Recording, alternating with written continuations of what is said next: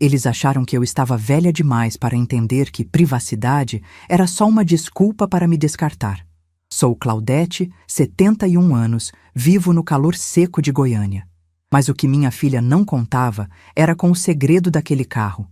O mês de agosto no Cerrado Goiano não tem pena de ninguém.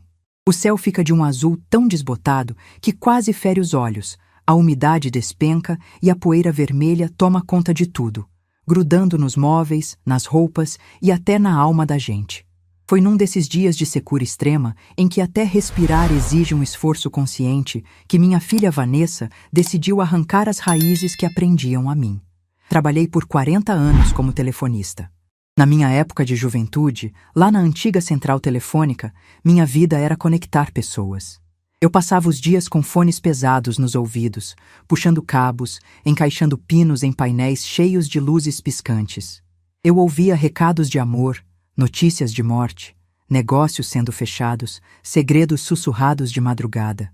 Eu era a ponte entre vozes que precisavam se encontrar. Talvez por ironia do destino, ou por uma dessas peças cruéis que a vida prega quando a gente envelhece, eu, que passei a vida conectando os outros, fui desconectada da minha própria família com um puxão brusco, sem aviso prévio. Vanessa era minha única filha. Criei a menina sozinha, depois que o pai dela decidiu que a vida de casado não era para ele e sumiu no mundo. Nunca deixei faltar nada. Trabalhava em turnos duplos, fazia horas extras nos feriados. Comprei esta casa onde moro até hoje, num bairro que antigamente era só mato e rua de terra e que vi crescer tijolo por tijolo. Paguei escola, paguei faculdade de administração que ela nunca terminou. E quando ela apareceu com o Marcos, eu abri as portas da minha casa e da minha vida. O Marcos era daquele tipo de homem que tem muita lábia e pouca obra. Falava de negócios milionários, de investimentos infalíveis, mas a verdade é que nunca parava em emprego nenhum. Para ele, tudo era projeto. E enquanto os projetos dele não rendiam 1 centavo, era a minha aposentadoria de funcionária pública e as minhas economias que garantiam a carne na mesa e o leite do meu neto, o pequeno Lucas, que na época estava com 5 aninhos. Durante 3 anos, eles moraram comigo. 3 anos em que dividimos o mesmo teto, a mesma comida e, principalmente, as mesmas contas. Mas aí, segundo o Marcos, as coisas começaram a melhorar. Ele arrumou uma posição de gerência numa loja de peças de trator. O salário não era nenhuma fortuna, mas ele encheu o peito para dizer que agora seria o provedor, que eles alugariam um lugar só para eles. Eu, no fundo do meu coração de mãe, fiquei feliz. Achei que finalmente minha filha teria o lar dela, que meu genro tomaria jeito na vida. O dia da mudança foi um sábado sufocante. O sol rachava a rua lá fora. Dentro de casa, era uma confusão de caixas de papelão, fita adesiva fazendo aquele barulho estridente ao ser puxada e sacos de lixo cheios de roupas. Eu estava na cozinha, suando em bicas, preparando um lanche para eles e para os 2 rapazes do frete. Tinha feito uma jarra de suco de caju bem gelado e servido no meu antigo jogo de xícaras Duralex âmbar, daquelas marrons de vidro grosso que não quebram por nada. Fiz também uma assadeira de pão de queijo. Queria que a despedida fosse doce, que eles levassem o gosto da minha casa para a casa nova. Quando o caminhão já estava quase cheio, limpei as mãos no meu avental e caminhei até a sala. Vanessa estava fechando a última caixa, uma que continha os brinquedos do Lucas. Marcos fumava um cigarro lá fora, encostado no carro. O carro. Um sedã prata, brilhante, que destoava completamente da nossa realidade financeira, mas que eu havia ajudado a conseguir. Vanessinha, eu disse, tirando do bolso do avental a minha caderneta de telefone, uma velharia de capa de couro verde, onde eu anotava tudo. Me passa o endereço direitinho. Quero anotar aqui. Semana que vem eu faço uma galinhada daquelas que o Marcos gosta e levo lá para inaugurar a cozinha de vocês. Vanessa parou de passar a fita na caixa. Ela não olhou para mim. Ficou encarando o chão de taco da sala por uns longos segundos. O silêncio que se formou entre nós foi mais denso que o ar abafado de Goiânia. Senti um aperto estranho no peito, um instinto de mãe avisando que alguma coisa estava muito errada. Quando ela finalmente levantou os olhos, a expressão dela era fria, distante. Não era a menina que eu embalei nos braços. Era uma mulher endurecida, impaciente. Mãe, senta aqui um pouco, ela falou, apontando para o sofá que já estava sem as almofadas. Eu não sentei. Fiquei de pé, com a caneta Bic na mão, esperando. Oh, a gente conversou bastante, eu e o Marcos. Ela começou, ajeitando uma mecha de cabelo suado atrás da orelha. E a gente decidiu que, pelo menos por agora, não vamos dar o endereço para ninguém, nem para a senhora. O mundo pareceu parar de girar por um instante. O barulho do motor do caminhão lá fora ficou abafado, como se eu estivesse debaixo d'água. Como é que é? Minha voz saiu fraca, um sopro arranhado na garganta seca. Você está mudando de casa e não vai me dar o endereço? Como eu vou ver o Lucas? Como eu vou saber se vocês estão bem? Vanessa soltou um suspiro pesado, daqueles que a gente dá quando tem que explicar algo óbvio para uma criança teimosa. Mãe, a gente quer mais privacidade. A palavra chicoteou meu rosto. Privacidade. O Marcos acha que a senhora opina demais na nossa vida, ela continuou.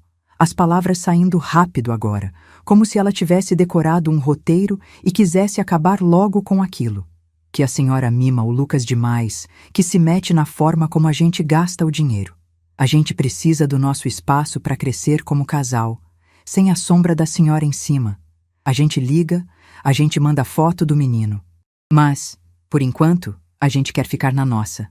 Olhei para a porta. Marcos continuava lá fora, fingindo chutar o pneu do carro, covarde demais para encarar a mulher que sustentou a família dele por anos. Ele envenenou minha filha contra mim. Fez ela acreditar que a minha ajuda era uma corrente, que o meu amor era uma intromissão. E ela, cegada por aquele casamento torto, aceitou. Privacidade. Repeti a palavra, sentindo o gosto amargo dela na boca. Lembrei das noites em claro, quando Vanessa teve pneumonia aos 7 anos. Lembrei de quando vendi minhas joias, as poucas que herdei da minha mãe, para pagar a festa de 15 anos dela, porque ela chorava dizendo que as amigas todas iam ter. Lembrei de quando o Marcos perdeu o emprego e eu paguei as parcelas do convênio médico do Lucas para o menino não ficar desamparado. Onde estava a necessidade de privacidade nessas horas? Quando a corda apertava no pescoço, o meu espaço servia muito bem. Dizem os antigos que quem avisa amigo é, e eu já tinha sido avisada por vizinhas e conhecidas que o Marcos não prestava, que estava apenas se aproveitando. Mas coração de mãe é bicho cego. A gente não quer ver o defeito da cria, muito menos da escolha da cria. Você está me proibindo de saber onde minha própria filha mora?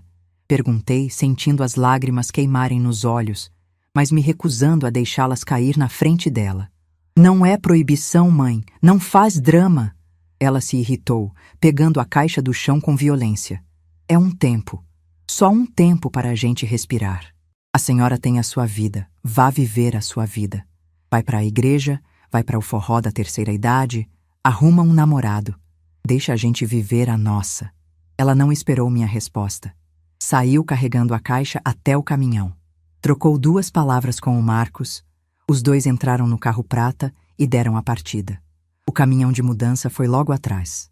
Fiquei parada na calçada de cimento grosso, segurando a caderneta verde, enquanto a fumaça do escapamento e a poeira vermelha do asfalto mal cuidado voavam no meu rosto. Os vizinhos, disfarçados atrás dos muros baixos e dos portões de grade, viram tudo. Senti o peso da vergonha me esmagando, o abandono público. A velha descartada porque não servia mais para pagar as contas, porque agora a sua presença era um incômodo. Entrei em casa e tranquei a porta. O silêncio que se abateu sobre o ambiente foi ensurdecedor. Não tinha mais o barulho dos desenhos animados do Lucas na televisão. Não tinha a voz alta do Marcos reclamando do governo. Não tinha o som dos passos apressados da Vanessa. Tinha apenas o tic-tac incessante do relógio de parede na cozinha e a respiração pesada de uma mulher velha e descartada. Fui até o canto da sala, onde minha samambaia chorona pendia de um vaso de xaxim antigo. As folhas estavam amareladas, precisando de água. Toquei nas folhas secas e senti uma identificação profunda com a planta. Estávamos as 2 ali, enraizadas num canto, esquecidas, murchando enquanto a vida lá fora continuava implacável. Os primeiros 15 dias foram um purgatório de angústia. Eu acordava de madrugada com a sensação de ter ouvido o choro do meu neto. Levantava no escuro, Ia até o quarto que era deles e encontrava apenas o vazio, o cheiro de mofo e o estrado nu da cama que eu mesma havia comprado. Eu passava horas sentada perto do telefone fixo, esperando uma ligação. Qualquer ligação. Uma desculpa, um pedido de perdão, ou mesmo só a voz da Vanessa dizendo que estavam bem.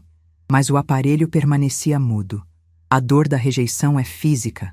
Ela dói nos ossos, causa náusea, tira a fome. Eu comia pedaços de pão amanhecido molhados no chá de erva cidreira, só para manter o corpo em pé. Eu ia até a calçada, varria a poeira que não parava de cair e voltava para dentro, me escondendo dos olhares de pena dos vizinhos. Coitada da dona Claudete, abandonada pela filha, eu imaginava ele sussurrando. O orgulho que eu sempre tive da minha independência, da minha força como mãe solteira, estava em frangalhos. Eu me sentia inútil. A sociedade já olha para as pessoas de cabelos brancos como se fôssemos um peso, um estorvo que atrapalha o trânsito nos caixas de supermercado. Quando esse olhar de desprezo vem do próprio sangue, a ferida é profunda demais para curar com palavras de consolo. No 10º dia de silêncio absoluto, a tristeza profunda começou a dar espaço a um sentimento diferente. Uma coceira na espinha. Um calor no peito que não tinha nada a ver com o sol de Goiás. Era a raiva. Uma raiva silenciosa, fria e calculista que começou a se formar no fundo do meu estômago. Eu estava limpando a gaveta da cômoda do meu quarto, tirando papéis velhos para jogar fora e tentar ocupar a mente, quando meus dedos tocaram numa pasta de plástico azul. Puxei a pasta e sentei na beira da cama. Abri o zíper de plástico e tirei de lá um maço de documentos.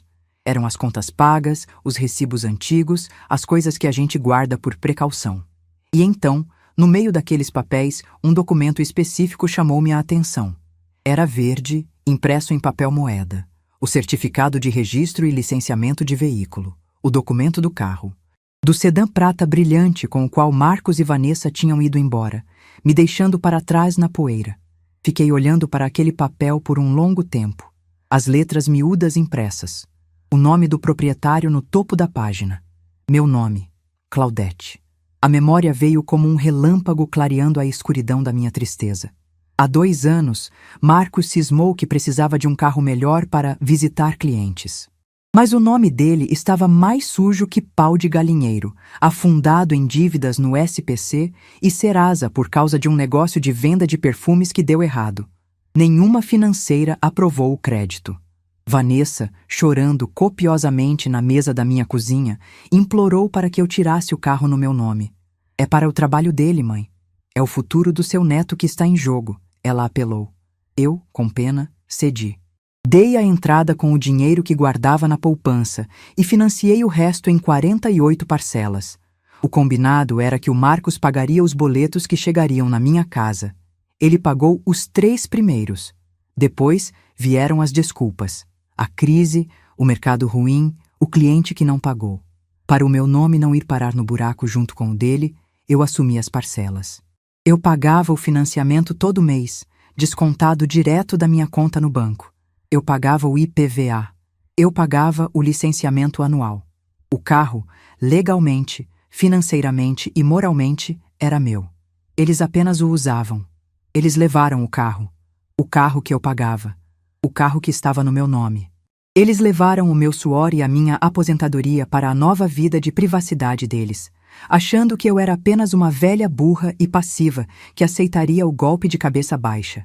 Um sorriso fino, muito sutil, desenhou-se nos meus lábios ressecados pelo clima árido.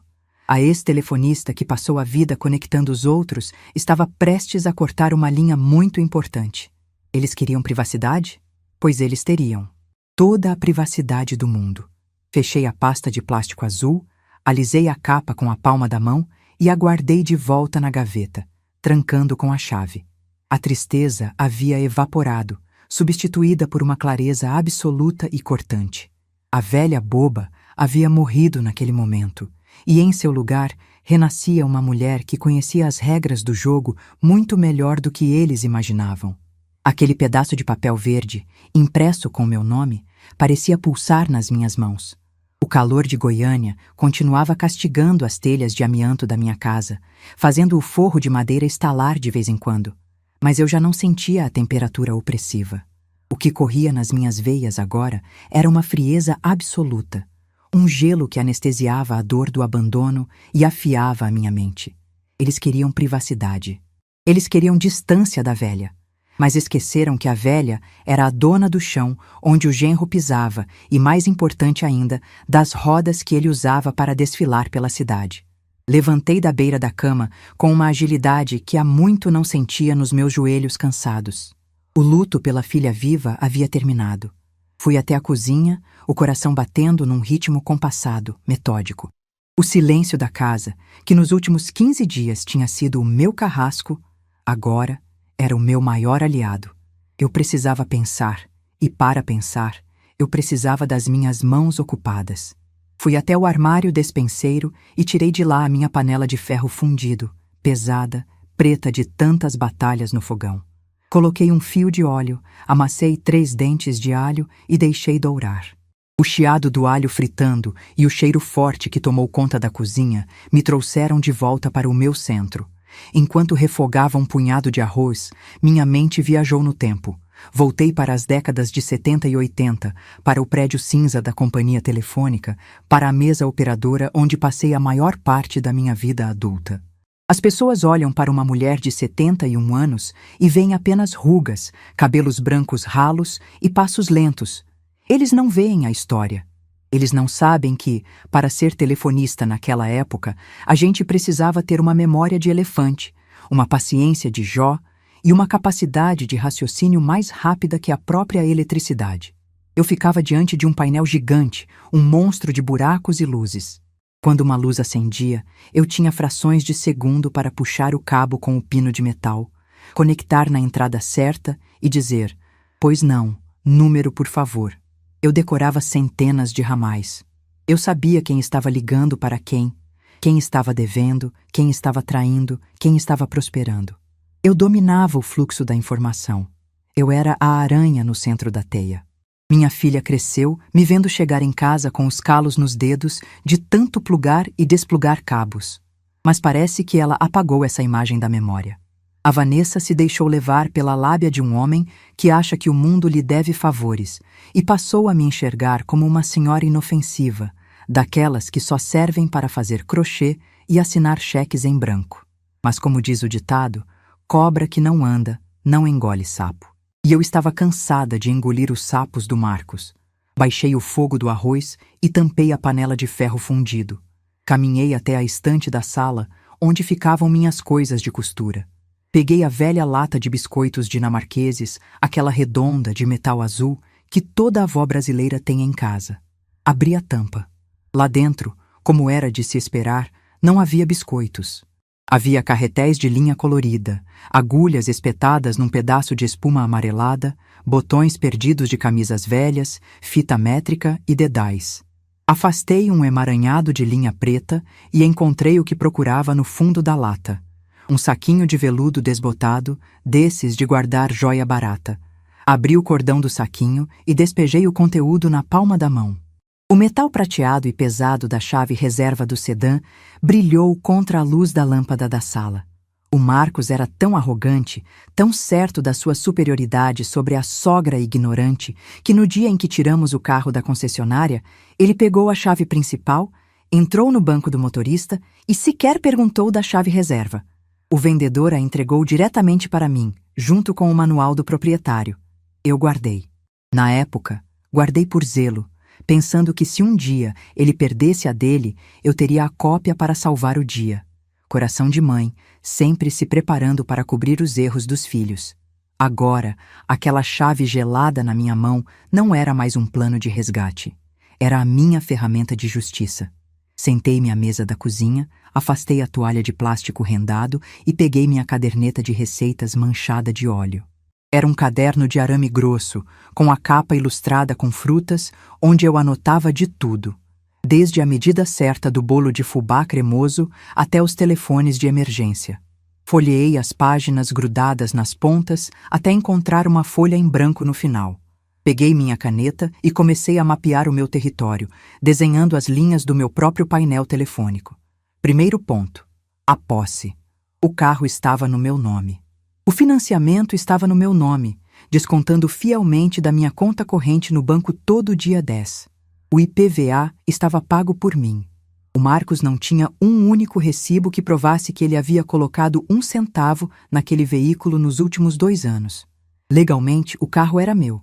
Se eu quisesse vender, doar ou tacar fogo, o direito era exclusivamente meu. Segundo ponto: o seguro. Quando compramos o carro, a seguradora exigiu a instalação de um rastreador por causa do modelo do veículo, muito visado para roubo. A apólice, obviamente, também estava no meu nome. O Marcos detestava a ideia do rastreador, dizia que era o governo querendo vigiar o cidadão de bem. Ele era cheio dessas teorias, sem pé nem cabeça, para justificar a própria falta de caráter. Peguei meu celular, coloquei os óculos de leitura na ponta do nariz e disquei o número da corretora de seguros. Quem me atendeu foi a Shirley, uma moça despachada que sempre me tratou com muito respeito. Oi, Shirley, minha filha. Aqui é a Dona Claudete. Como estão as coisas? Dona Claudete, tudo bem por aqui. E a senhora? Como está o calor aí no seu bairro? A voz dela era simpática, profissional. Menina, está de rachar, mamona. Mas a gente aguenta. Shirley, eu preciso de um favorzinho seu. Sabe aquele aplicativo do seguro, de ver onde o carro está pelo celular? A Vanessa mudou de aparelho e eu queria colocar o acesso no meu. Sabe como é? Eles estão viajando muito agora com o menino, e eu fico com o coração na mão. Queria poder acompanhar de longe, coisa de velha preocupada.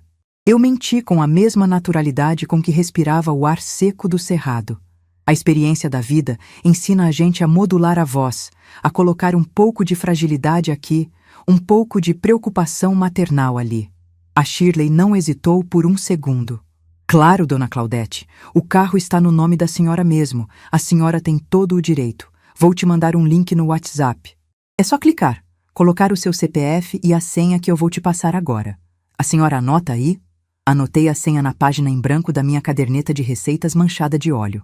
Agradeci a Shirley, desliguei a ligação e fiz o passo a passo. A tecnologia, hoje em dia, assusta quem não quer aprender, mas para quem passou 40 anos decifrando códigos de área e rotas de cabos telefônicos, um aplicativo de celular é brincadeira de criança. A tela carregou por alguns segundos. Um mapa de Goiânia apareceu, cheio de linhas cinzas e amarelas. E lá, piscando no meio da tela, um ponto azul brilhante. Dei um zoom com os dedos trêmulos. O ponto azul estava parado numa rua arborizada no setor Bueno, um bairro nobre, cheio de prédios altos e caros. Olhei para o endereço na tela. Rua T36. Um riso amargo escapou da minha garganta. Eles não foram para a periferia tentar a vida. O tal cargo de gerência do Marcos devia estar pagando bem o suficiente para alugarem um apartamento num bairro de rico, ou então, o que era mais provável, ele estava se enforcando em novas dívidas para manter as aparências. E enquanto eles brincavam de bacanas no setor Bueno, mantinham a velha mãe bloqueada, sem endereço, sem notícias do neto, no bairro simples de onde eles sentiam vergonha. Privacidade. A palavra voltou a martelar na minha cabeça. Mas agora não doía mais. Agora ela soava como uma piada de muito mau gosto. Deixei o celular de lado e fui desligar o fogo do arroz. O cheiro de comida caseira me lembrou que eu precisava me alimentar.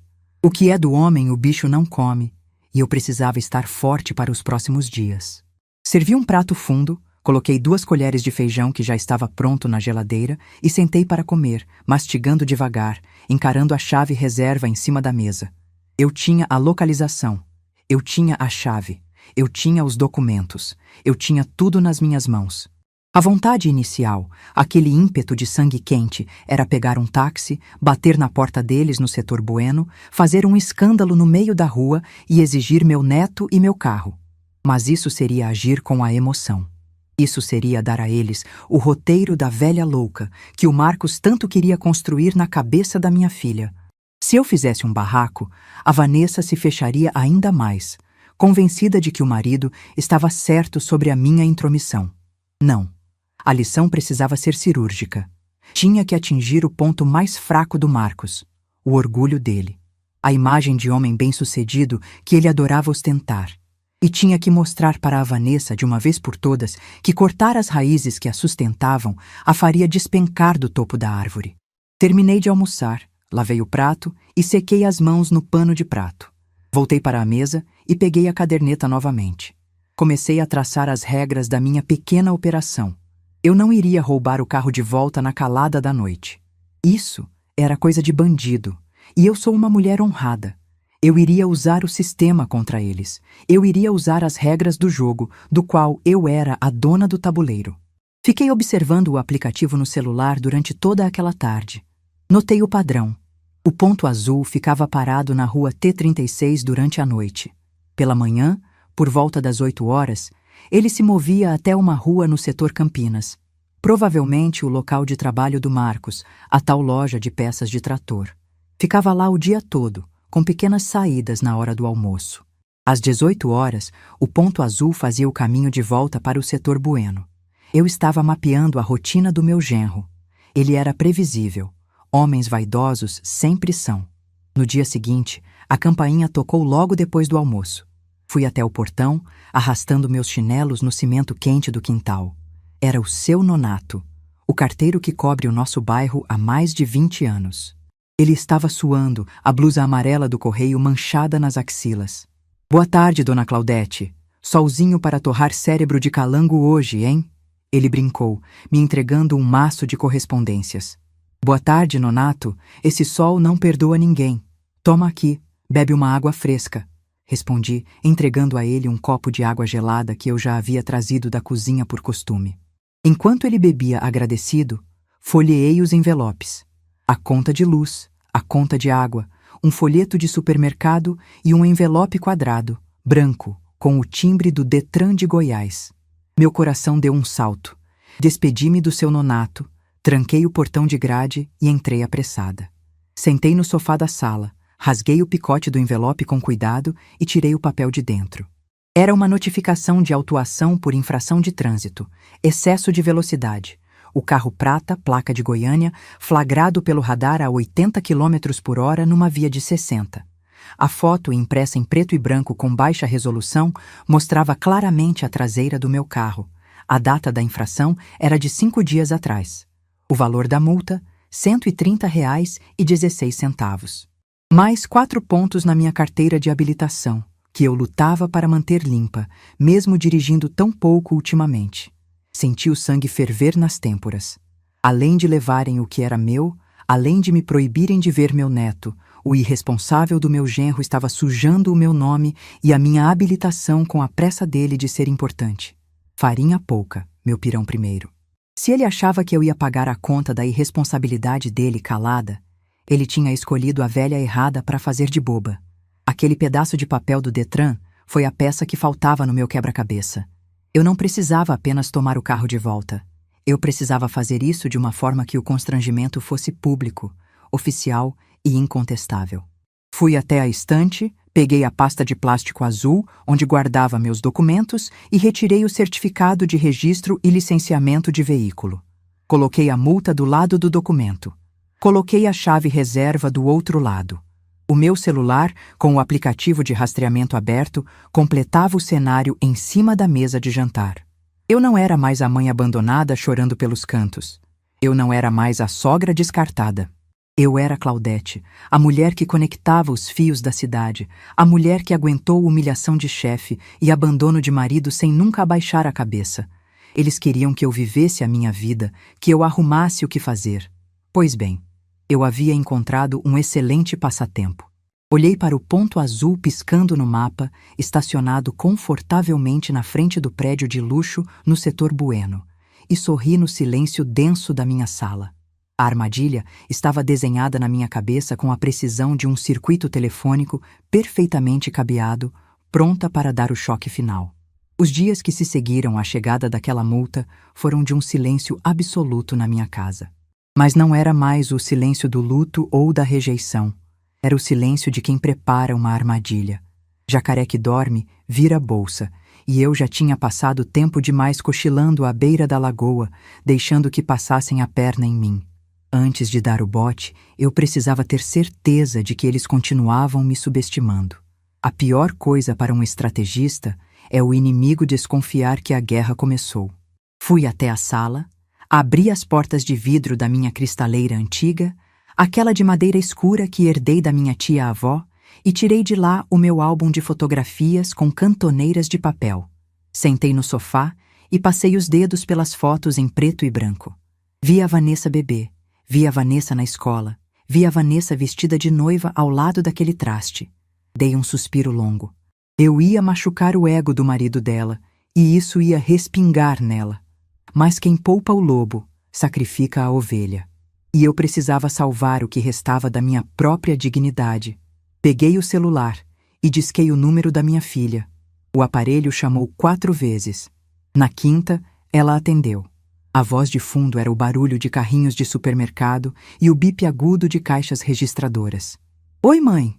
Fala rápido que eu tô na fila do açougue e o Lucas tá impossível hoje. Ela atendeu, com aquele tom de impaciência que já tinha virado o padrão dela para falar comigo. Oi, Vanessinha. Desculpa atrapalhar a privacidade de vocês, filha. Eu disse, engrossando um pouco a voz para parecer mais cansada e frágil do que realmente estava. É que chegou um papel estranho aqui em casa. Um negócio do Detran. Uma multa de velocidade, eu acho. Eu tô tão esquecida das coisas, minha vista tá ruim para ler essas letras miúdas. Você não quer pedir pro Marcos dar uma passadinha aqui para ver isso pra velha? Eu não sei como pagar isso na lotérica. O suspiro dela do outro lado da linha foi tão forte que quase fez vento no meu ouvido. Mãe, pelo amor de Deus, a senhora tá dirigindo por acaso? O carro nem fica mais aí. Deve ser erro do sistema deles. O Marcos está atolado de trabalho na gerência, cheio de reunião, não tem tempo para ir até aí resolver papelada de Detran. Pega o código de barras, pede para o vizinho pagar no aplicativo e depois, quando der, a gente te devolve o dinheiro. A gente tá com a vida muito corrida. Para de se preocupar com bobagem. Tá bom, filha, é que eu fico com medo de sujar meu nome. Forcei um tom de choro contido. Não vai sujar nome nenhum, mãe. Só paga isso aí. Agora eu tenho que desligar, é minha vez no balcão.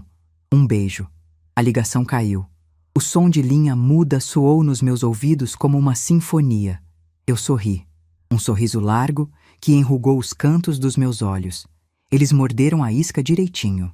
Para a Vanessa e para o Marcos, eu continuava sendo a velha Gagá, assustada com boletos, incapaz de entender o mundo moderno e, principalmente, submissa às ordens deles. Eles achavam que eu ia engolir a multa, pagar com o dinheiro da minha aposentadoria e voltar a me encolher no meu canto. Comprar gato por lebre é um erro fatal, e eles acabavam de levar o maior gato da vida deles. Na manhã de quarta-feira, o céu de Goiânia amanheceu parecendo uma chapa de fogão acesa. O calor seco rachava a terra dos vasos no meu quintal. Vesti um vestido de algodão fresco, calcei meus sapatos ortopédicos e coloquei a pasta de plástico azul dentro da minha bolsa de couro sintético. Não chamei táxi nem carro de aplicativo. Fui caminhando a passos lentos, sentindo o sol queimar meus ombros, até o ponto de ônibus. Eu tinha um destino muito claro: a oficina e pátio de guinchos do Valdir. O Valdir era filho de uma antiga colega minha da central telefônica. Lá em 1988, quando ter uma linha de telefone fixo era artigo de luxo e demorava anos para conseguir, eu dei um jeitinho nos cabos do painel para que a mãe dele, que estava muito doente, conseguisse uma linha de emergência na casa dela. A mãe dele já havia falecido, mas o Valdir, que hoje era um homem de quase 50 anos, com as mãos grossas e eternamente sujas de graxa, nunca esqueceu o favor. Cheguei no pátio dele, um terreno enorme cercado por muro de blocos sem reboco, cheio de carros batidos e caminhões amarelos de reboque. O cheiro de óleo diesel e poeira invadiu minhas narinas. Valdir estava debaixo da sombra de uma lona, tomando café num copo de plástico. Quando me viu, arregalou os olhos, limpou as mãos numa estopa e veio correndo me abraçar. Dona Claudete, que surpresa boa! O que a senhora está fazendo andando nesse sol quente? Aconteceu alguma coisa com o seu carro? Bateu? Estragou? Ele perguntou, preocupado, puxando uma cadeira de plástico para eu sentar. Sentei, Ajeitei a bolsa no colo e olhei bem nos olhos dele. Valdir, meu filho, o meu carro não bateu e não estragou. Mas ele precisa ser resgatado. Ele está nas mãos de um caloteiro que está sujando o meu nome. E eu quero que você vá buscar ele para mim. Valdir franziu a testa, confuso. Puxei o zíper da bolsa e tirei a pasta azul. Coloquei em cima de um tambor de óleo vazio que servia de mesa. Apresentei a ele o documento verde do carro, a minha carteira de identidade e, por fim, a chave reserva prateada. O carro é meu, Valdir. Está no meu nome. O financiamento é descontado da minha conta. Mas o meu genro pegou o carro, mudou de casa, não me deu o endereço e agora está levando multa de velocidade por aí. Eu quero contratar o seu guincho. Quero que você vá até onde ele está estacionado. Coloque o meu carro em cima do seu caminhão e traga para cá. Vou deixar ele guardado no seu pátio até eu decidir o que fazer.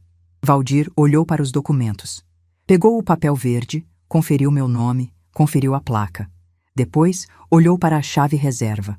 Um sorriso malicioso, de quem adora ver a justiça sendo feita, começou a se formar no rosto sujo de graxa dele. Dona Claudete, a senhora tem certeza disso? O cara não vai dar confusão? Valdir, você é um profissional. Se a dona do carro, com o documento na mão e a chave reserva, contrata o seu serviço para rebocar o próprio veículo, você está cometendo algum crime? Perguntei, usando a minha melhor voz de telefonista que não aceita réplica. Crime nenhum, dona Claudete. Para a lei, eu estou prestando um serviço legal de remoção, autorizado pelo proprietário. Se ele achar ruim, ele que chame a polícia. E quando a polícia puxar a placa, vai ver que o carro é da senhora. O cara não tem como dar um pio. Exatamente. Água mole em pedra dura. Tanto bate até que fura. E eu cansei de ser a pedra. Quanto você me cobra pelo serviço e por um mês de estadia aqui no seu pátio? Acertamos o valor ali mesmo. Paguei em dinheiro vivo, notas que eu vinha guardando dentro de uma lata de leite em pó vazia no fundo do armário. O Valdir me garantiu que seria o serviço mais bem feito da vida dele. O plano estava armado. A execução seria no dia seguinte, uma quinta-feira. Passei a noite em claro, monitorando o aplicativo do seguro pelo celular. O ponto azul fez o trajeto de sempre. Saiu do setor Bueno pela manhã e, por volta das 8h30, estacionou no setor Campinas, o coração da área de comércio pesado de Goiânia. Um bairro onde as ruas são estreitas, o trânsito é um inferno de caminhonetes e motos e o barulho de peças de metal batendo ecoa o dia inteiro. Por volta das 10 horas da manhã, peguei o ônibus do eixo Anhanguera. O veículo sanfonado estava lotado, abafado, balançando a cada buraco no asfalto. Desci na estação de Campinas e caminhei 2 quadras. O sol já estava castigando. Encontrei uma lanchonete de esquina, bem em frente à rua onde o aplicativo dizia que o carro estava. Pedi um pão de queijo e sentei numa cadeira de espaguete verde, daquelas de fios de plástico enrolados em armação de ferro, bem na calçada. Coloquei meus óculos escuros. Dali, eu tinha uma visão privilegiada. A loja de peças de trator era grande, com uma fachada suja de graxa. E lá estava ele, o sedã prata. Estacionado de forma arrogante, com 2 rodas em cima da calçada, bem debaixo da sombra de uma árvore flamboyant imensa. O Marcos achava que a rua era dele. Fiquei observando. Em menos de 20 minutos, vi meu genro sair da loja. Ele estava vestindo uma camisa social azul clara, apertada na barriga, segurando uma prancheta. Estava gritando com um funcionário mais humilde que carregava uma caixa pesada. O Marcos gesticulava, dava ordens com o dedo em riste, rindo alto com outro homem engravatado ao lado. Ele estava vivendo a fantasia do executivo de sucesso, o homem importante que precisa de privacidade para não se misturar com a sogra pobre. Senti um gosto amargo na boca. Era esse o homem que minha filha escolheu. Era para sustentar o teatro desse sujeito que o meu nome estava sendo sujado e o meu coração havia sido quebrado. Mandei uma mensagem de texto para o Valdir. Pode vir. O paciente está na vaga de sempre. Não demorou 10 minutos. O barulho do motor a diesel do caminhão de reboque amarelo do Valdir engoliu o som do trânsito da rua. Ele vinha devagar, com os giroscópios laranja piscando no teto da cabine. A luz refletia nas vitrines das lojas de peças. Ele encostou o caminhão gigantesco em fila dupla, trancando a rua por um momento, bem ao lado do sedã prata. Levantei da minha cadeira de espaguete, deixei R$ 10 na mesa da lanchonete e atravessei a rua caminhando devagar, com a minha bolsa presa firme debaixo do braço. O Valdir desceu do caminhão vestindo um macacão refletivo. Os comerciantes das lojas vizinhas já começavam a sair nas portas para olhar. Goiano não pode ver um pisca-alerta ligado que já quer saber da fofoca. "Bom dia, Valdir", eu disse em voz alta, chegando perto dele. "Bom dia, dona Claudete. É esse o abençoado?" Ele apontou para o sedã prata. "É esse mesmo, pode levar." Entreguei a chave reserva na mão dele. O Valdir destrancou o carro. O alarme deu 2 bips curtos que soaram como música clássica nos meus ouvidos. Ele entrou, destravou o volante, colocou o câmbio no ponto morto e soltou o freio de mão. Enquanto o Valdir puxava o cabo de aço do guincho e prendia nos ganchos embaixo do para-choque do sedã, eu olhei para a porta da loja de tratores. O Marcos não estava lá. Provavelmente estava na sala com ar-condicionado, no fundo da loja, tomando café expresso e se sentindo o dono do mundo. Ele nem imaginava que, lá fora, o castelo de cartas dele estava sendo desmontado peça por peça. O motor do guincho roncou mais forte. O cabo de aço esticou, estalando. Lentamente, o sedã prata começou a ser puxado para trás, subindo a rampa de metal do caminhão-reboque. O carro que eles usaram para me deixar comendo poeira no dia da mudança agora estava sendo içado, impotente, como um peixe fisgado num anzol de aço. As pessoas na rua paravam para olhar. O dono do boteco da frente cruzou os braços, curioso. Uma mulher com sacolas de feira parou na calçada. Eu me mantive ereta, com a coluna reta, segurando minha bolsa. Para quem olhasse, eu era apenas a senhora proprietária resolvendo um problema mecânico. Mas por dentro, eu era a telefonista puxando o cabo mais grosso do painel central. Eu estava cortando a linha. Eu estava desligando o sinal da presunção deles. Valdir terminou de amarrar as rodas do carro na prancha do caminhão com cintas grossas e catracas de ferro. Bateu a poeira das mãos e me devolveu a chave reserva, me entregando também um papel de ordem de serviço para eu assinar. Assinei meu nome com a caneta Bic que sempre carrego. Claudete, a dona. "Tudo pronto, dona Claudete. O carro vai direto para o fundo do meu pátio, debaixo da cobertura de zinco. Ninguém tira ele de lá sem a sua ordem escrita." Valdir piscou o olho para mim. "Deus te pague, Valdir. Em breve eu passo lá para a gente acertar o destino dele." Valdir subiu na cabine do caminhão. Deu 2 buzinas curtas, engatou a marcha e acelerou. A fumaça preta do escapamento subiu para o céu azul e sem nuvens.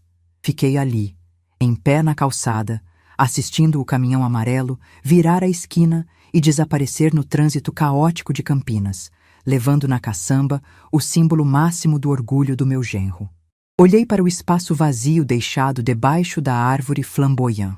Apenas uma mancha de óleo velho no asfalto quente provava que, minutos antes, havia um carro ali.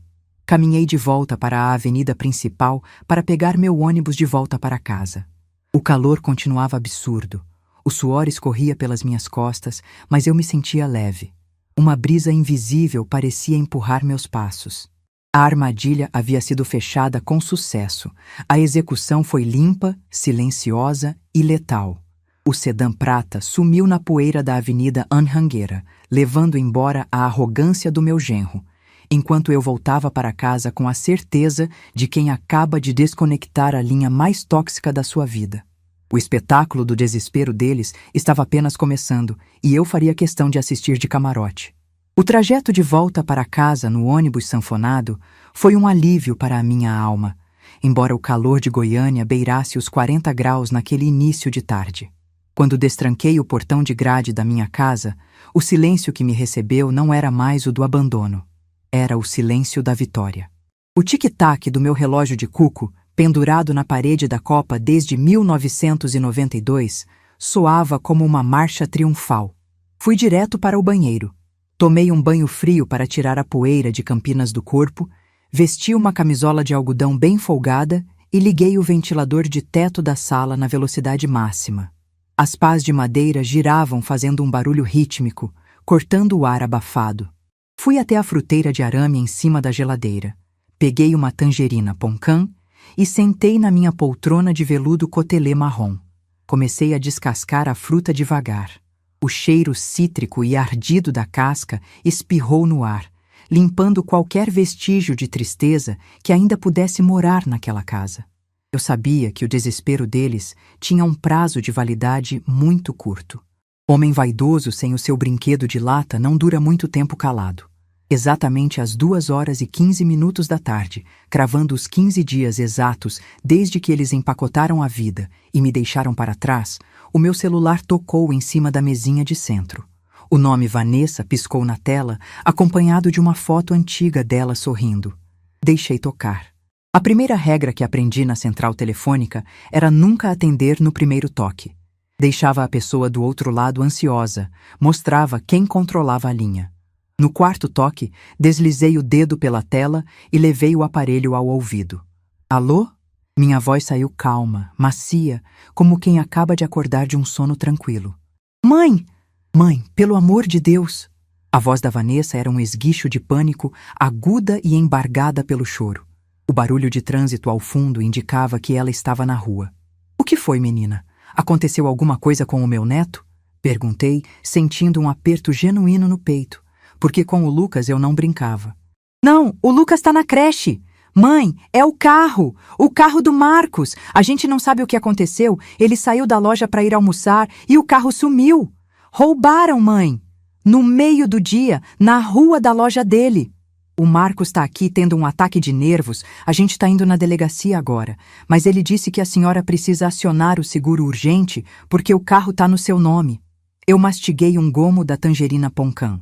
O caldo doce e levemente azedo desceu pela minha garganta, refrescando o calor seco que vinha da rua. O Marcos não tinha tido a coragem de me ligar. Colocou a mulher para fazer o serviço sujo, como sempre. Roubaram?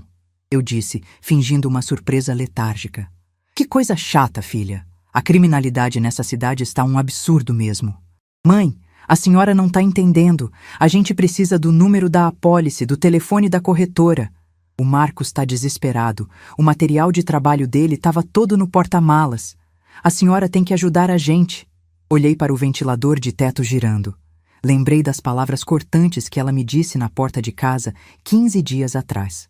Lembrei do Marcos fumando, encostado no sedã prata, virando o rosto para não cruzar o olhar com a mulher que pagava as contas dele. Olha, Vanessa, suspirei profundamente no bocal do telefone. Eu até queria ajudar, mas a minha memória não é mais a mesma, e eu estou muito ocupada agora, cuidando da minha própria vida, como você mesma me aconselhou. O quê? Mãe, deixa de ser ressentida, é uma emergência, o nosso carro foi roubado. O meu carro, Vanessa, corrigi, com a voz subitamente firme, cortando o tom de choro dela. E não se preocupe com o seguro, porque seguro não cobre serviço de guincho particular. Houve um silêncio do outro lado da linha. O som dos carros passando na rua onde ela estava pareceu aumentar. Como assim guincho particular? Do que a senhora está falando? A voz dela agora era um sussurro confuso. Filha, lembra quando você me disse que vocês precisavam de espaço? Que a minha presença era uma sombra na vida de vocês? Pois é, eu refleti muito e percebi que vocês têm toda a razão. Eu me intrometia demais. Então, eu decidi me retirar. E, por uma questão de justiça, decidi retirar as minhas coisas da vida de vocês também. Mãe, a senhora não fez isso. A ficha dela começou a cair, o pânico mudando de figura, transformando-se num pavor incrédulo. Estou na minha privacidade, Vanessa. Se vocês quiserem conversar sobre o meu carro, venham até a minha casa. O endereço, pelo que me consta, vocês ainda sabem. Desliguei o telefone. Não esperei resposta. Não esperei os gritos do Marcos que eu já ouvia abafados ao fundo. Coloquei o aparelho de volta na mesinha de centro, limpei as mãos num guardanapo de papel e fui até a cozinha preparar um chá de camomila. Eu precisava estar relaxada para o espetáculo que estava por vir. A espera durou exatamente 45 minutos. O tempo exato de pegar um ônibus do setor Campinas até o meu bairro na periferia, já que o gerente não tinha mais o ar-condicionado do sedã para se locomover. A campainha não tocou. Foi esmurrada. O som estridente ecoou pela casa inteira. Fui até a porta da sala, abri a fechadura e puxei a folha de madeira. A cena na minha varanda era digna de um quadro triste. Vanessa estava com a maquiagem borrada, o cabelo grudado na testa pelo suor, os olhos vermelhos. Marcos estava em um estado deplorável. A camisa social azul clara estava manchada de suor nas axilas e nas costas. A gravata estava frouxa, o rosto vermelho como um pimentão, as veias do pescoço saltadas. Ele parecia um animal encurralado que acabou de correr uma maratona debaixo do sol do cerrado. A senhora ficou louca! Marcos foi o primeiro a gritar, dando um passo pesado para dentro da minha sala sem pedir licença. Onde está o meu carro, dona Claudete? A senhora tem noção do que a senhora fez? Isso é apropriação indébita. É crime. Eu posso chamar a polícia para a senhora agora mesmo. Eu não recuei 1 milímetro. Apontei para o sofá com a mão firme. Na minha casa, você não grita. Baixe o seu tom de voz, tire os sapatos sujos de terra do meu tapete e sente-se. Os dois. A autoridade na minha voz foi tão absoluta que o Marcos paralisou. Ele estava acostumado com a velha solícita que servia café e pagava boletos calada. Ele nunca tinha visto a mulher que comandava uma central de operações inteira apenas com o tom de voz. Vanessa puxou o braço dele, assustada, e os dois sentaram na ponta do sofá, tensos, como se estivessem no banco dos réus. Caminhei até a minha cristaleira, abri a gaveta de baixo e peguei a pasta de plástico azul. Fui até a mesa de jantar, onde as minhas xícaras Duralex âmbar estavam perfeitamente alinhadas sobre a toalha de crochê. Bati a pasta na mesa com um estrondo seco. Em primeiro lugar, Marcos, apropriação indébita é quando você toma para si algo que não lhe pertence, o que nos leva ao primeiro fato desta tarde. Abri a pasta e tirei o documento verde do carro. Coloquei bem na frente dele. Leia o nome do proprietário, em voz alta. Ele engoliu em seco. O peito dele subia e descia rápido. Ele olhou para o papel, mas não abriu a boca. Leia! Ordenei, batendo o dedo indicador em cima do papel moeda. Claudete! Ele sussurrou, a voz falhando, o ódio vazando pelos poros. Muito bem. Você sabe ler. O carro é meu. Está no meu nome. O seguro está no meu nome. O financiamento é descontado da minha conta no Banco do Brasil todo dia 10, faça chuva ou faça sol. Você não pagou uma única parcela nos últimos 18 meses, nem o IPVA. Você andava num carro sustentado pela aposentadoria de uma velha que você considerava um incômodo. A gente tinha um acordo. Ele tentou se defender, a voz subindo de novo. Eu sou o provedor da minha família. Eu preciso do carro para o meu trabalho. Eu sou gerente. Você é um irresponsável e um mentiroso. Cortei, sem alterar a altura da minha voz, mas colocando um peso em cada palavra que o fez encolher. Puxei o papel do Detran de dentro da pasta e joguei no colo dele. Você é tão provedor que muda de casa, esconde o endereço da sua sogra e 5 dias depois toma uma multa por excesso de velocidade, sujando a minha carteira de motorista. Onde você estava indo com tanta pressa, Marcos? Fugindo das suas dívidas ou correndo para manter a sua mentira de homem rico? Vanessa arregalou os olhos. Ela olhou para a multa no colo do marido, depois olhou para mim. Mãe, que multa é essa? O Marcos me disse que tinha transferido o carro para o nome dele no mês passado. Ele me disse que quitou o financiamento com o bônus da empresa. O silêncio que se abateu na sala foi denso, pesado, cortado apenas pelo barulho das pás do ventilador de teto. O rosto do Marcos perdeu a cor vermelha e ficou de um branco pálido, doentio. A mentira tem perna curta, e a dele acabava de ser amputada na frente da esposa. Eu olhei para a minha filha. Uma mistura de pena e raiva tomou conta de mim. Ele não quitou nada, Vanessa. Ele não transferiu nada. Ele não tem crédito na praça, nem para comprar um liquidificador nas Casas Bahia, muito menos para assumir um financiamento de veículo. O seu marido vive de aparências, sustentado pelo meu suor. E quando vocês decidiram que eu era um peso na privacidade de vocês, vocês não tiveram a decência de deixar para trás o que eu paguei. Vanessa virou o rosto para o Marcos. Os olhos dela transbordavam de lágrimas de decepção. Ah, Marcos, você mentiu para mim? Você disse que a gente estava estabilizado. Você disse que a gente não precisava mais da minha mãe, que ela só atrapalhava. Vanessa, não escuta ela. Ele tentou pegar na mão dela, mas ela puxou o braço com violência. Ela tá querendo destruir nosso casamento. É isso que essa velha sempre quis. Ela morre de inveja porque a gente saiu desse bairro lixo, porque a gente foi pro setor bueno. Soltei uma gargalhada curta, seca e sem humor. Inveja de você? Um homem que veste camisa de marca comprada na feira da marreta e anda com o carro da sogra porque não tem onde cair morto? Marcos, quem planta vento colhe tempestade. Você envenenou a cabeça da minha filha. Você a convenceu de que o meu amor era controle, de que a minha ajuda era uma algema. E o pior de tudo, você me proibiu de saber onde o meu próprio sangue, o meu neto, estava dormindo. Caminhei até ficar de pé bem na frente dele, olhando de cima para baixo. O homem arrogante que fumava, encostado no carro brilhante, agora era um sujeito suado, desmascarado, apertando as mãos nos joelhos trêmulos. Eu passei 40 anos da minha vida ligando cabos telefônicos, Marcos. Eu sei exatamente como conectar e desconectar as pessoas. Vocês queriam cortar a ligação comigo? Estão no direito de vocês. Mas vocês não vão levar a minha estrutura junto. Onde está o carro? Ele perguntou, a voz agora num tom de súplica humilhante. Ele sabia que sem o carro, a farsa dele no trabalho também desmoronaria. Ele não poderia ser o gerente importante chegando de ônibus, todo suado na loja. Tirei o recibo da ordem de serviço do Valdir e mostrei de longe. Está seguro, num pátio particular coberto, vigiado por cachorros e trancado a 7 chaves. E só sai de lá quando eu assinar um papel. Dona Claudete, pelo amor de Deus. Marcos juntou as mãos, o orgulho finalmente quebrado em 1000 pedaços no chão da minha sala. Eu perco o meu emprego se eu ficar a pé. Eu dependo daquele carro para visitar fornecedor. Me devolve a chave. Eu prometo que pago as parcelas atrasadas, eu pago a multa. A gente traz o Lucas para a senhora ver amanhã mesmo. O estômago revirou ao ouvir ele usar o meu neto como moeda de troca.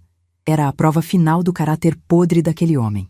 Você não tem dinheiro para pagar a multa, Marcos. Você paga aluguel caro no setor bueno para fingir ser rico, enquanto a geladeira de vocês deve estar cheia de ovo e salsicha.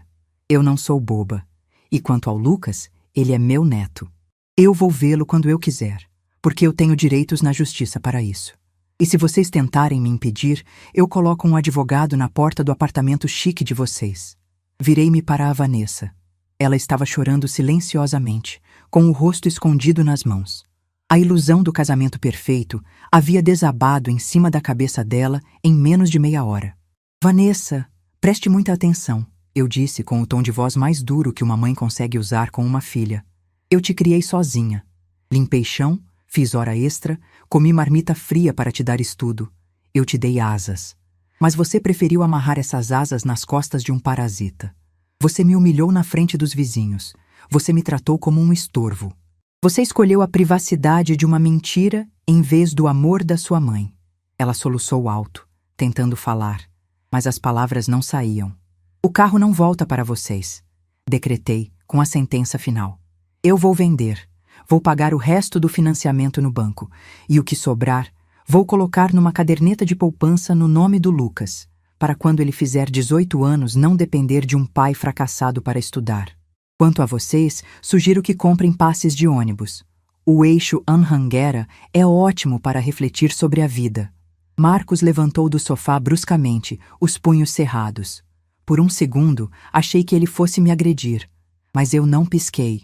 Eu sustentei o olhar dele com a força de todas as mulheres brasileiras que já carregaram uma família nas costas. Ele viu nos meus olhos que se ele desse um passo a mais, eu destruiria o resto da vida dele. Ele abaixou a cabeça, respirou fundo, virou as costas e marchou em direção à porta da rua. Vamos embora, Vanessa, ele rosnou, sem olhar para trás. Vanessa levantou devagar. Ela olhou para mim. O olhar não era mais de raiva, nem de impaciência. Era de vergonha. Uma vergonha profunda e dilacerante. Ela abriu a boca para pedir desculpas, mas o Marcos gritou o nome dela lá do portão. Ela engoliu as palavras, pegou a bolsa murcha e saiu de cabeça baixa, arrastando os pés pelo chão de cimento do meu quintal. Fui até a porta e observei os dois caminhando pela rua de asfalto quente, debaixo do sol inclemente das 3 da tarde. Eles teriam que caminhar 4 quarteirões inteiros até o ponto de ônibus mais próximo. Sem carro com ar-condicionado. sem a sombra protetora da mãe que eles tentaram descartar. Fechei a porta de madeira, girei a chave na fechadura e encostei a testa na porta por um instante. O coração batia forte, mas a casa inteira parecia respirar aliviada. O peso morto havia sido ejetado. A velha Claudete, que sofria pelos cantos, não existia mais. Em seu lugar, erguia-se uma mulher dona do seu próprio destino, que acabava de ensinar que o respeito não se pede, se impõe. Os dias que se seguiram àquela tarde de sol escaldante trouxeram uma paz que eu já não lembrava como era sentir. Quando a porta de madeira se fechou nas costas da minha filha e do meu genro, uma chave invisível também virou dentro do meu peito. Eu não chorei. Eu não lamentei. Fui até a cozinha, peguei a minha garrafa térmica de tampa de rosca, daquelas vermelhas bem antigas, e passei um café fresco. O cheiro do pó escuro subindo com a fumaça da água quente tomou conta da casa, expulsando de vez a energia pesada que o Marcos havia deixado no meu tapete. A primeira providência que tomei na manhã seguinte foi resolver a pendência de metal prateado que descansava no pátio do Valdir. Vesti uma calça de linho confortável, peguei minha bolsa e fui até lá. O sedã brilhante estava exatamente onde o caminhão amarelo o havia deixado, coberto de poeira, debaixo do teto de zinco. Não senti um pingo de saudade ou de apego por aquele pedaço de lata. Para mim, ele não era um carro, era um atestado de trouxa que eu estava prestes a rasgar. O próprio Valdir me indicou um comprador de confiança, um homem chamado Osvaldo, dono de uma loja de veículos seminovos na Avenida Mutirão. O negócio foi fechado ali mesmo, no capô empoeirado, sem rodeios. O dinheiro da venda foi suficiente para quitar as parcelas restantes do financiamento no banco e ainda sobrou um valor considerável. Com o recibo de compra e venda assinado e reconhecido em cartório, vi o sedã sumir na rua, levando com ele o último elo financeiro que me prendia à soberba do meu genro. Peguei o dinheiro que sobrou e caminhei até a agência do Banco do Brasil. Sentei de frente para um gerente muito educado, um rapaz novo chamado Diego, e abri uma caderneta de poupança vinculada ao meu CPF, mas com uma destinação muito clara na minha cabeça. Depositei cada centavo daquela sobra. Eram 25 mil reais. Aquele dinheiro não era meu, e muito menos do Marcos, era do Lucas. Quando meu neto completasse 18 anos, ele teria um empurrão para começar a vida, para pagar uma faculdade ou comprar os próprios equipamentos de trabalho. Ele não precisaria herdar o fracasso e a lábia barata do pai. A velha que eles achavam que não servia para nada acabava de garantir o futuro do menino. O mês de setembro chegou trazendo as águas. O Cerrado goiano tem essa mágica. A gente acha que tudo morreu na seca, que a terra vermelha virou pó para sempre, mas basta a primeira chuva forte cair para o verde brotar, rasgando o chão com uma força violenta. O cheiro de terra molhada invadiu a minha varanda, lavando as telhas de amianto e limpando o ar denso. Minha samambaia chorona, que eu havia podado e adubado com casca de ovo e borra de café, começou a soltar brotos novos, enroladinhos e cheios de vida. Nós duas estávamos renascendo. Enquanto a minha vida entrava nos eixos, a farsa do setor bueno desmoronava como um castelo de cartas na ventania. Goiânia é uma cidade grande, mas as fofocas correm mais rápido que água morro abaixo. Não demorou muito para que as notícias chegassem aos meus ouvidos através da vizinhança. Passarinho que acompanha morcego acorda de cabeça para baixo, e a Vanessa estava sentindo na pele o preço da escolha dela. Sem o carro para sustentar a pose de executivo, o Marcos precisou encarar a realidade do transporte público. O homem que sentia nojo de andar de ônibus agora precisava pegar o eixo Anhanguera lotado todos os dias. Ele chegava na loja de peças suado, amassado e, principalmente, humilhado pelo próprio orgulho. A amargura dele virou agressividade no trabalho. Em menos de 3 semanas, ele arrumou uma briga feia com o dono da loja por causa de um erro bobo num pedido de peças de trator. O resultado foi o esperado: olho na rua. Quem não tem competência não se estabelece, e a lábia dele não foi suficiente para manter o emprego. Sem o salário do gerente, o aluguel no bairro de Rico virou uma corda no pescoço. Eles tiveram que quebrar o contrato, pagar multa e sair do apartamento chique no meio da noite para não passar ainda mais vergonha. Mudaram-se para uma casa de fundo, apertada e úmida, num bairro muito mais simples que o meu. Vanessa, que achava que estava casada com um rei, precisou arrumar emprego como caixa num supermercado atacadista, trabalhando em pé o dia inteiro para garantir a mistura na mesa. Eu sabia de tudo isso, mas não movi uma palha. O silêncio é uma resposta muito barulhenta quando a gente sabe usá-lo. Eu precisava deixar a vida ensinar a minha filha o que os meus conselhos não conseguiram. A dor ensina a gemer e a dificuldade ensina a respeitar. Foi numa tarde de domingo, com o céu carregado de nuvens cinzentas e uma garoa fina molhando o asfalto da minha rua, que a campainha tocou. Eu estava na sala, assistindo a um programa de auditório na televisão e bordando uma toalha de banho. O barulho do portão me fez parar a agulha no ar. Caminhei devagar até a janela e afastei a cortina de renda. Lá fora, encolhida debaixo de um guarda-chuva preto e segurando a mãozinha do Lucas, estava a Vanessa. Meu coração de mãe deu um salto, uma pontada de dor misturada com alívio. Mas eu respirei fundo e engoli a emoção. Arrumei a postura, passei as mãos no meu vestido de algodão para desamassar a saia e fui abrir a porta.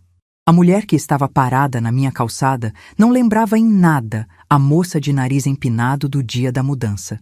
Vanessa estava mais magra, com olheiras fundas marcando o rosto sem maquiagem. O cabelo estava preso num rabo de cavalo mal feito. Ela olhou para mim e os olhos dela imediatamente se encheram de lágrimas. "Vó!" O Lucas gritou, soltando a mão da mãe e correndo na minha direção. Eu me abaixei e abracei meu neto com a força de um furacão. Senti o cheirinho de shampoo de camomila no cabelo dele. Apertei aquele corpinho quente contra o meu peito e deixei que uma lágrima silenciosa escorresse pelo meu rosto. O Lucas era a minha recompensa, o pedaço bom daquela história toda. Levantei-me segurando a mão do menino e encarei a minha filha. "Entra, Vanessa. A garoa está engrossando", eu disse, dando passagem. Ela fechou o guarda-chuva, deixou no canto da varanda e entrou pisando devagar, como se estivesse entrando num templo sagrado. A arrogância havia sumido, varrida pela vassoura dura da realidade. Sentamos na sala. O Lucas foi direto para a caixa de brinquedos que eu havia mantido intacta no canto, debaixo da cristaleira. "Mãe", ela começou, a voz trêmula, olhando para as próprias mãos pousadas no colo. "Eu não vim aqui pedir dinheiro. Eu não vim aqui pedir o carro de volta. Eu sei que a senhora vendeu. O Marcos viu no sistema do Detran que mudou de nome." "E o que você veio fazer aqui, Vanessa?"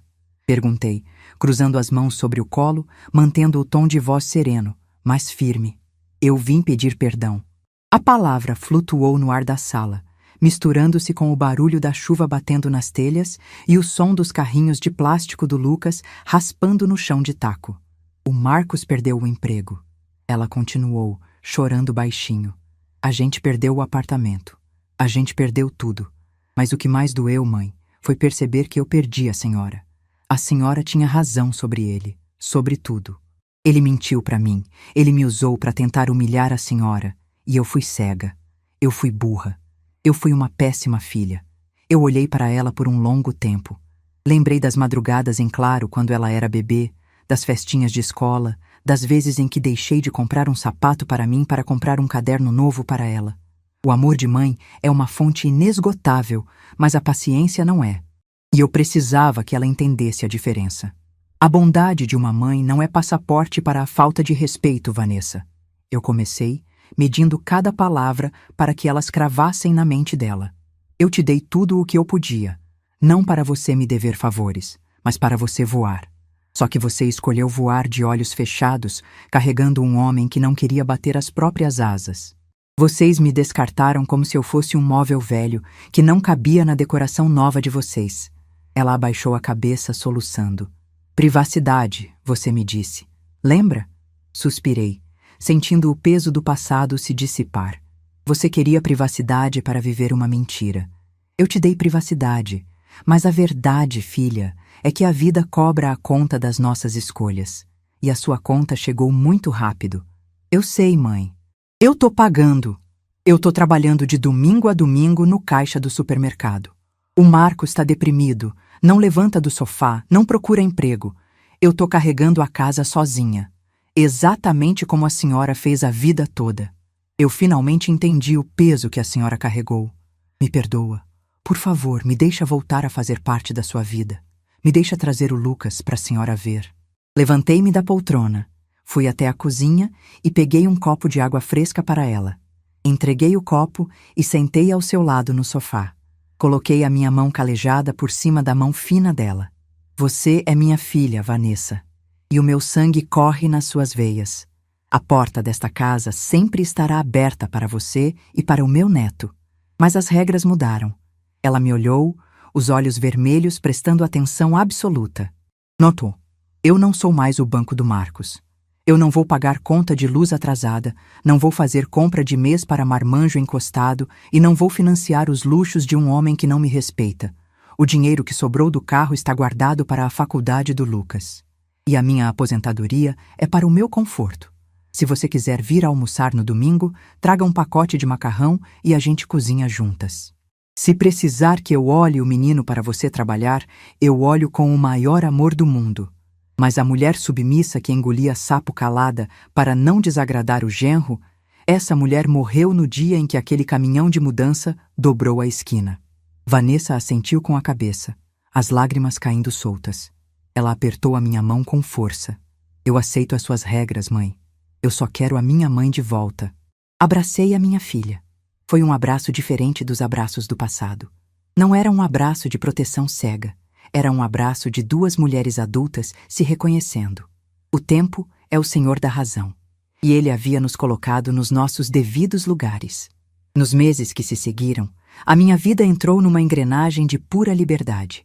Sem o peso das contas do meu genro e sem a angústia de ser ignorada, eu descobri que os 71 anos não são o fim da linha, mas sim um novo ramal que a gente pode explorar.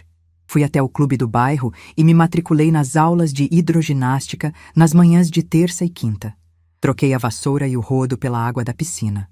Lá, conheci a Margarida, uma ex-feirante de riso frouxo, e a Dirce, uma viúva que falava pelos cotovelos. Nós três formamos um trio inseparável. Aos sábados, nós íamos juntas à pamonharia do seu Chico, no centro de Goiânia. Sentávamos nas cadeiras de plástico vermelho na calçada, pedíamos pamonha de doce com queijo derretendo, tomávamos refrigerante de garrafa de vidro e ríamos até a barriga doer, contando os causos da vida e falando mal de novela. Passei a cuidar mais de mim.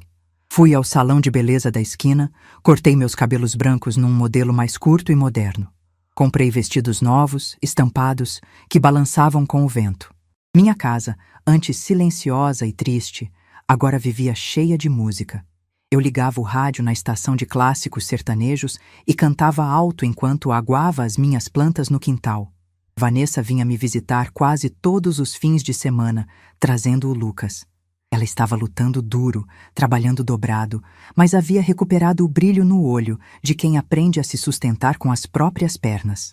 O Marcos continuou na mesma inércia, mas agora longe do meu bolso e da minha paciência. A relação dos dois era problema deles, e eu não me metia. Minha função era ser avó do Lucas, fazer bolo de cenoura com cobertura de chocolate para ele raspar a panela e contar histórias de quando eu era jovem. Eu passava horas sentada na minha varanda no fim da tarde, olhando o sol se pôr por trás dos telhados das casas do meu bairro, enquanto tomava o meu chá de cidreira. A brisa balançava as folhas verdes da minha samambaia renovada. As pessoas costumam olhar para a velhice como um tempo de descarte, como se o nosso prazo de validade esgotasse assim que os cabelos perdem a cor. A sociedade exige que a mãe idosa seja uma figura invisível, calada, que apenas serve de esteio para os erros das gerações mais novas, sem direito a ter vontades, limites ou patrimônio. Eles querem que a gente desapareça na tal da privacidade deles, mas eles se esquecem de quem nós fomos. Eu passei 4 décadas da minha vida na frente de um painel gigante, num prédio cinza da companhia telefônica. Eu dominava um emaranhado de cabos, plugs e luzes. Eu conectava quem estava longe, eu cortava a linha de quem estava devendo, eu ouvia os segredos do mundo sem nunca perder o controle da operação. O erro da minha filha e do meu genro foi achar que a aposentadoria havia apagado a operadora experiente que existia dentro de mim. Eles tentaram me desligar à força, arrancar o meu cabo da tomada principal para usufruir da energia que eu construí com o suor do meu rosto. Mas eu conhecia o circuito. Eu sabia exatamente onde estavam as chaves de segurança. Eu cortei o sinal da arrogância deles, recuperei o que era meu por direito e, no processo, ensinei a minha filha a lição mais dura e necessária da vida dela. O respeito não se ganha pela idade, o respeito se impõe pela dignidade. Hoje, quando o telefone da minha casa toca, eu não atendo no primeiro toque. Eu escuto o barulho, termino o que estou fazendo, ajeito o meu vestido e caminho sem pressa até o aparelho. O controle voltou para as minhas mãos. Eu não sou mais a ponte pela qual os outros passam por cima para chegar aos seus próprios destinos, amassando as minhas costas. A linha agora estava, finalmente, nas minhas mãos, e a única voz que eu precisava atender era a minha.